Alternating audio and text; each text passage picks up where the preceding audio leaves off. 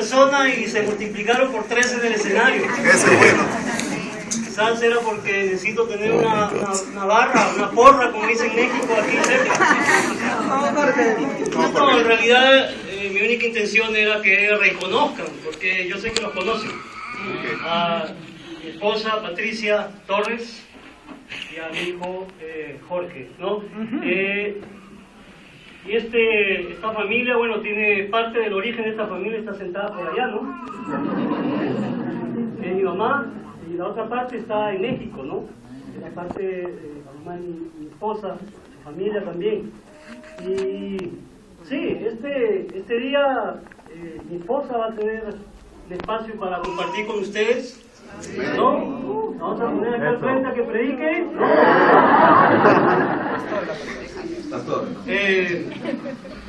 Pero va a compartir con nosotros también parte de lo que ella ha podido aprender a lo largo de los años, que ya son muchos ahora. ¿Cómo dice? 21 años en la iglesia, mi esposa, yo ya perdí la cuenta, 23, ¿no? Y hace un buen tiempo para poder transmitir de estos años para ustedes. Estamos muy contentos de la oportunidad y sentimos mucho la responsabilidad también de poder compartir con la iglesia aquí en Lima. Amén.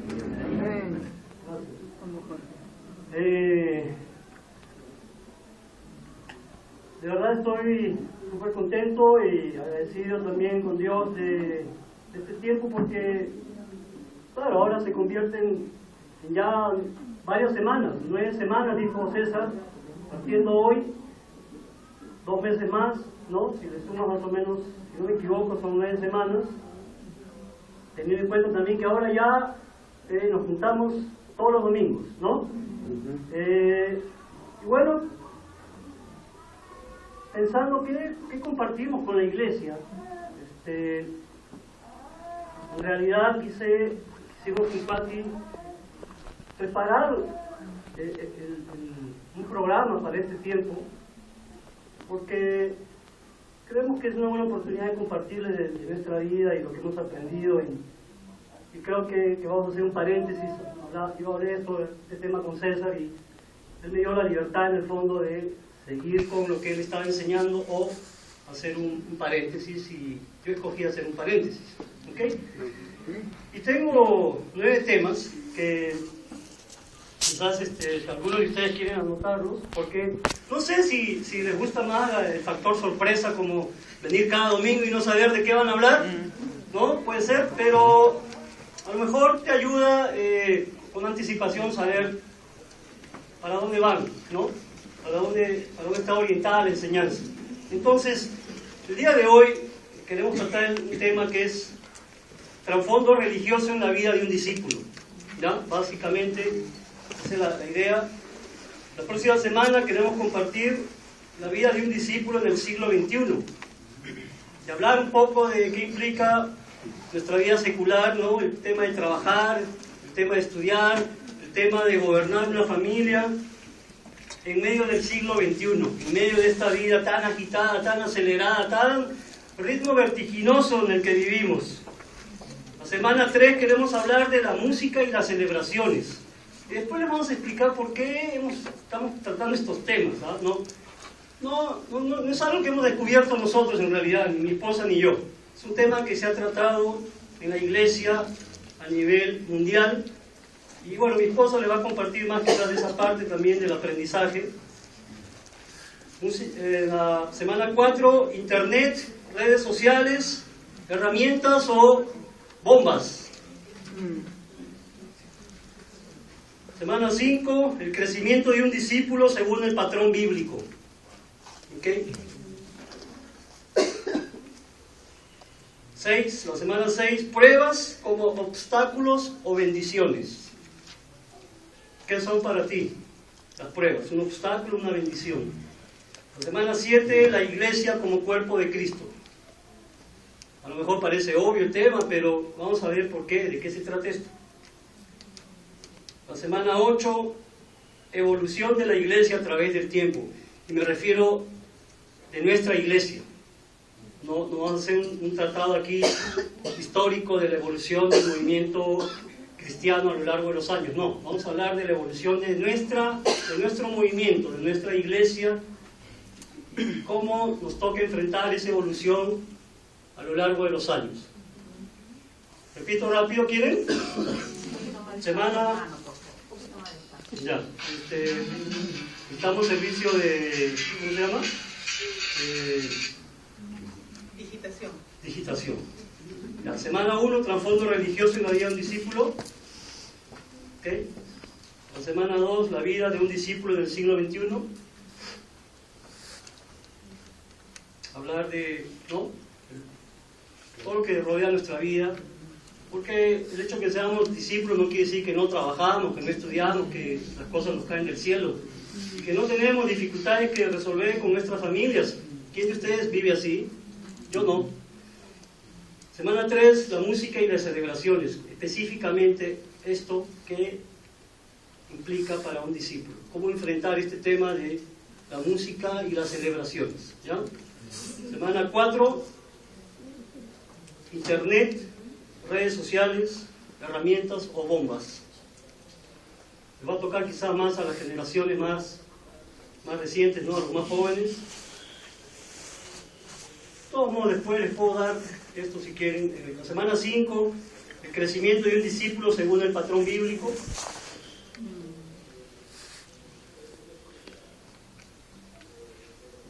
Semana 6, pruebas como obstáculos o bendiciones.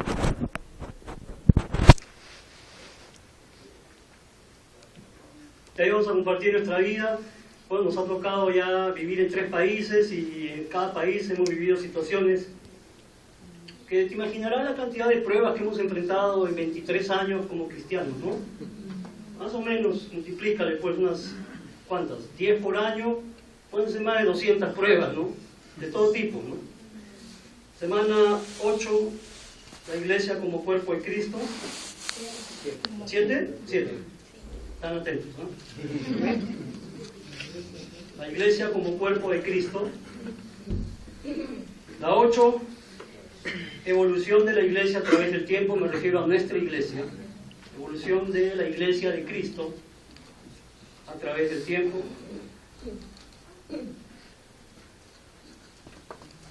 Y vamos a hablar cómo la composición de la iglesia tiene una trascendencia en la vida como iglesia. Es decir, entre otras cosas, cuando yo llegué a la iglesia, el 99% de los discípulos éramos solteros. El 99% de discípulos no teníamos canas.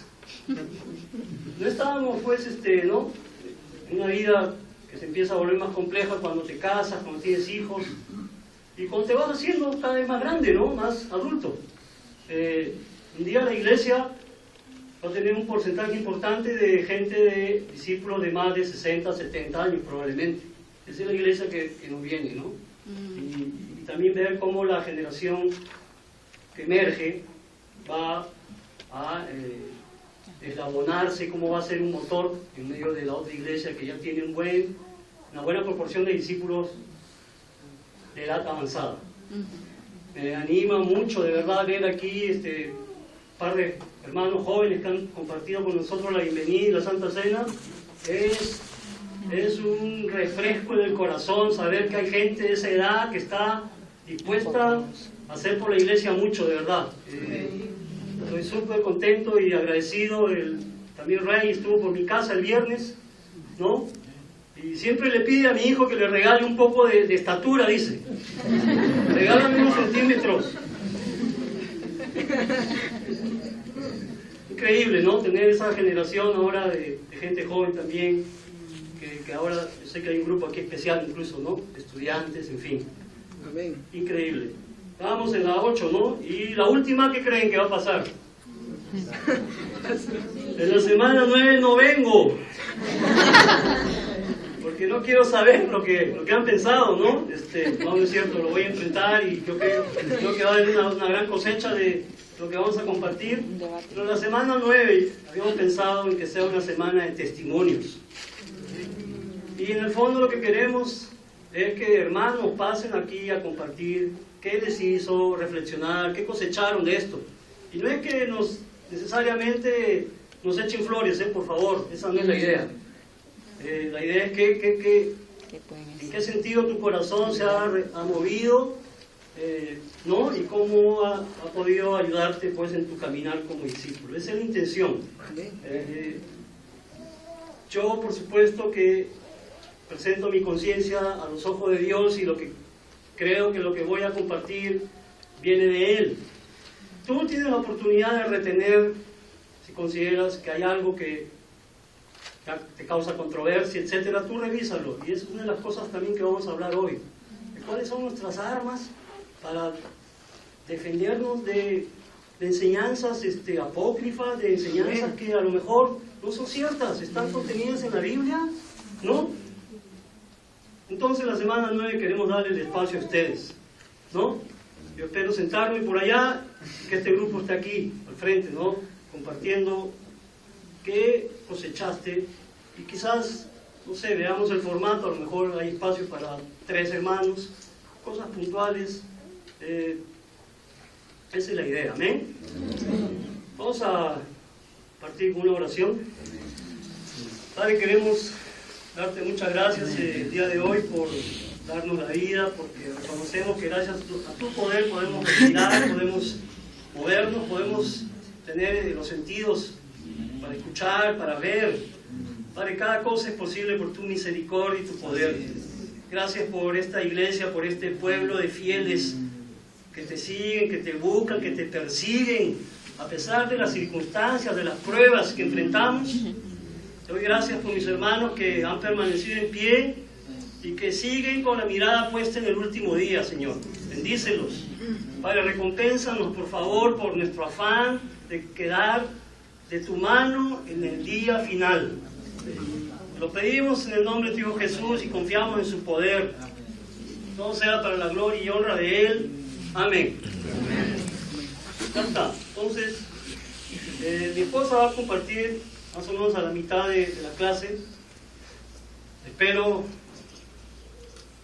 que el tiempo sea bien administrado por nosotros aquí y tratando este tema, el trasfondo religioso en la vida de un discípulo.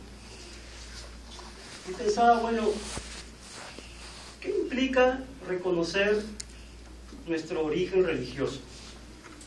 ¿Tú te imaginas que en este grupo todos venimos del mismo origen religioso? No, ¿verdad? Para nada. Probablemente la mayoría procedemos del trasfondo católico, probablemente, ¿no? Pero también hay discípulos que llegaron y habiendo atravesado antes por una iglesia evangélica. A lo mejor alguien antes participaba de la doctrina de los testigos de Jehová, de los mormones, en fin, pero no sé, de muchas iglesias, iglesias protestantes. O también podría haber un grupo de agnósticos, ¿no? De ateos, de no creyentes, de incrédulos, soportaba su vida en otro tipo de situaciones, no sé, en la ciencia, en muchas otras cosas, pero no en Dios. Y yo escogí y pensé mucho en un personaje en la Biblia, que es un buen ejemplo en este sentido. Voy a estar leyendo algunos comentarios, otras son cosas que yo más bien reflexioné. Dice que Saulo nació en Tarso de Cilicia, y este lugar era un centro de cultura y saber griegos. Eso está en Hechos 21:39. De una familia judía de la tribu de Benjamín, en Romanos 11:1. Su familia pertenecía a los hebreos, es decir, a los judíos de lengua aramea y a los fariseos. Eso está en varias escrituras, Hechos 23:6. Su padre era ciudadano de Tarso, lo que supone que hubo de ser de buena posición. El niño Pablo, ¿no? En ese momento Saulo, fue instruido en la lengua aramea, y mira, escucha esto, y educado en la fiel observancia de la ley y de las tradiciones de los mayores. Ahora vas a ver el carácter de Pablo y vas a ver, podemos intuir su temperamento. vas a ver si Pablo era un tipo dulce, suave, ¿no? Muy tierno con sus palabras muchas veces, o no. Pero te puedes imaginar un poco el perfil de Pablo, ¿no? De una familia, dice aquí, que debió haber sido de buena posición. Él era una persona instruida en la ley, ¿no? Y tú sabes mucho más de la historia de también su apego al fariseísmo, ¿no?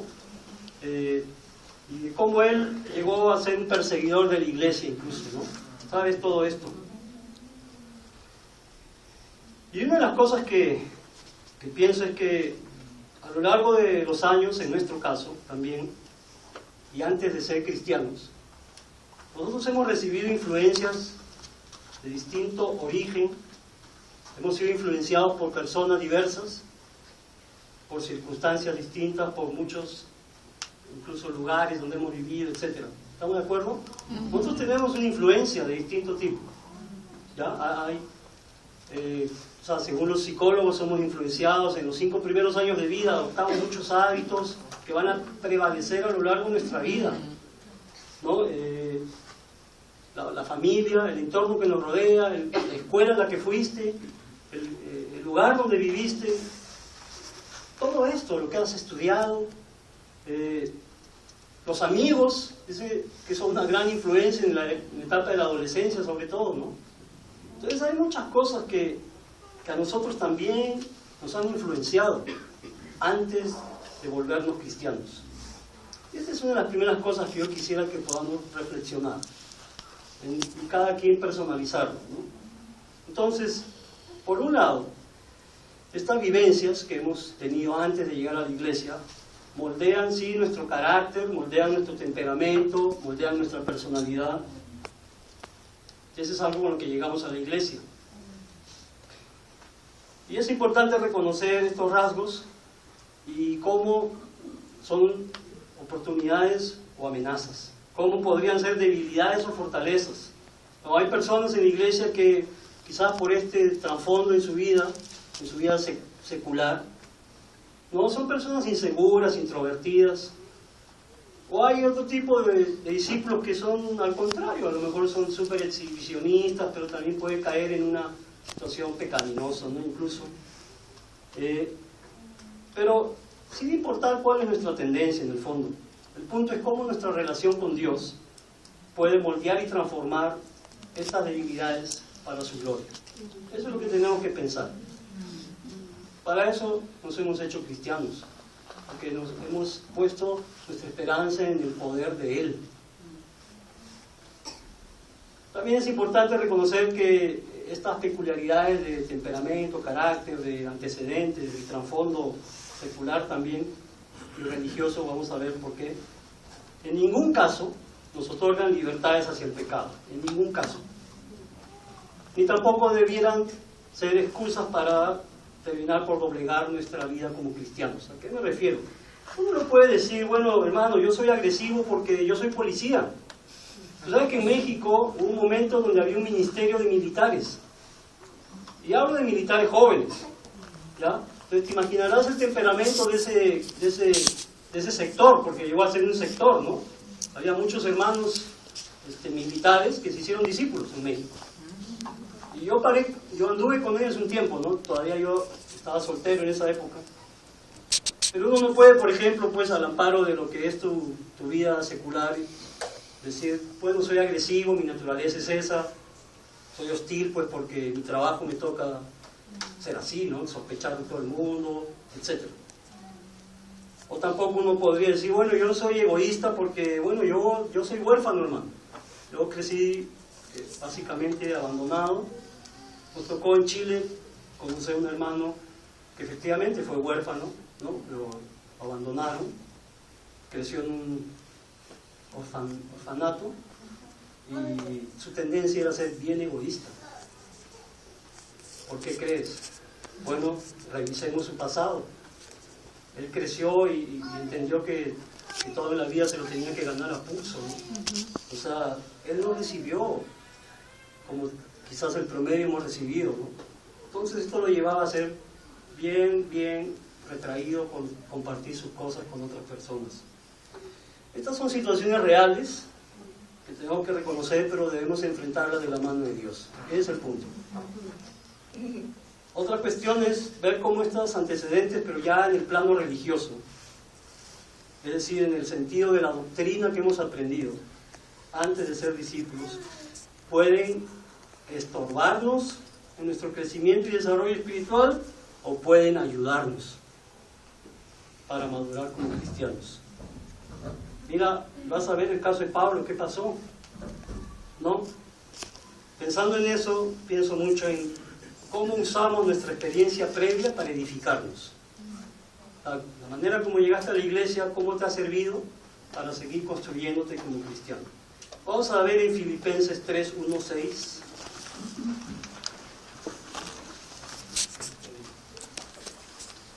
Filipenses 3, 1 al 6.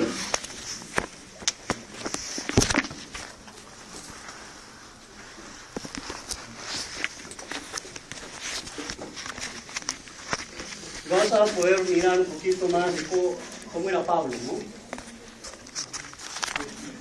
Dice, Filipenses 3, versículo 1. Por lo demás, hermanos míos, alégrense en el Señor. Para mí no es molestia volver a escribirles lo mismo, que a ustedes les da seguridad. Aquí se vuelve súper tierno. Y dice, cuídense de esos perros, cuídense de esos que hacen el mal, cuídense de esos que mutilan el cuerpo, porque la circuncisión sobre nosotros, somos nosotros, los que por medio del Espíritu de Dios adoramos. Nos enorgullecemos de Cristo Jesús y no ponemos nuestra confianza en esfuerzos humanos. Yo mismo tengo motivos para tal confianza. Si cualquier otro cree tener motivos para confiar en esfuerzos humanos, yo más, circuncidado al 8º día, del pueblo de Israel, de la tribu de Benjamín, hebreo de pura cepa. En cuanto a la interpretación de la ley, fariseo. En cuanto al celo, perseguidor de la iglesia. En cuanto a la justicia que la ley exige, intachable. Ese era Pablo. Y hay muchas cosas que uno tiene que pensar alrededor de su vida. Él tuvo que nacer, le tocó nacer en los primeros años de la era cristiana. ¿Te imaginas esa época? Él no creció en medio de una iglesia madura, ¿no? Estaba todo listo. Discipuladores, líderes, todo listo porque Pablo va y se siente y